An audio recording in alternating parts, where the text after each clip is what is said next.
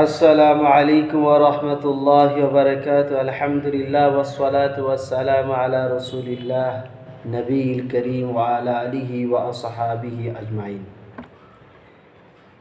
আজ একটা সুন্দর এবং অজানা হাদিস আপনাদেরকে শোনাব। সেটা হচ্ছে এই যে হযরত আদম আলাইহিস সালাতু ওয়াস সালাম আমাদের ভারত থেকে 1000 বার বাইতুল্লাহ শরীফে গিয়েছেন।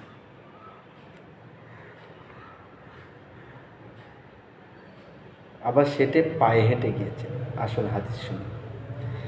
عن ابن عباس رضي الله عنهما عن النبي صلى الله عليه وسلم قال إن آدم عليه السلام آتى البيت ألف آتية لم يركب قط فيهن من الهند على رجليه رواه ابن خزيمة। হযরতে ইবনে আব্বাস রাদিয়াল্লাহু আনহুমা নবী করিম সাল্লাল্লাহু আলাইহি সাল্লামের কথা বর্ণনা করছেন যে তিনি বলেছেন, নিঃসন্দেহে আদম আলাইহিস সালাম হিন্দুস্তান থেকে ভারতবর্ষ থেকে পায়ে হেঁটে 1000 বার কাবা শরীফে তশরিফ এনেছেন। এটা সহিহ ইবনে তশরিফ এনেছেন, কিন্তু কোনো সময় সওয়ারির ওপরে সওয়ার করে নেয়, বরঞ্চ 1000 বার পায়ে হেঁটেই এসছে। আচ্ছা, ইদানিং যে 2023-এ সম্ভবত আমরা জানি কেরালার এক যুবক শিহাবুদ্দিন পায়ে হেঁটে হজে গেছে, তো মানুষ অবাক হয়ে গেছে। তবে অবশ্যই অবাক হওয়ারই কথা, কারণ এই জমানায় মানুষের অত শক্তিশালী নেই, অত ক্ষমতাও নাই শরীরের যতটা হযরত আদম আলাইহিস সালাতু ওয়াস সালামের ছিল।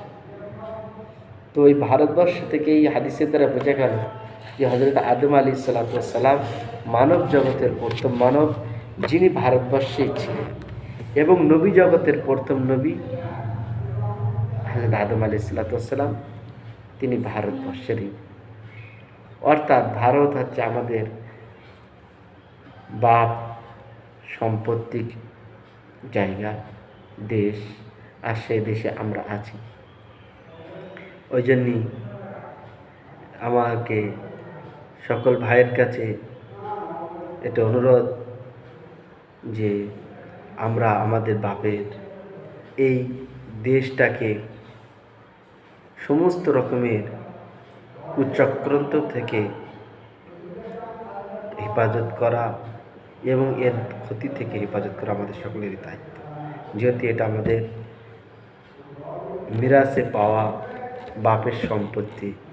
আল্লাহ তাআলা আমাদের সকলকে সর্ব রকমের এই জমিনকে চক্রান্ত থেকে হেফাজত করুন, বলেন আমিন।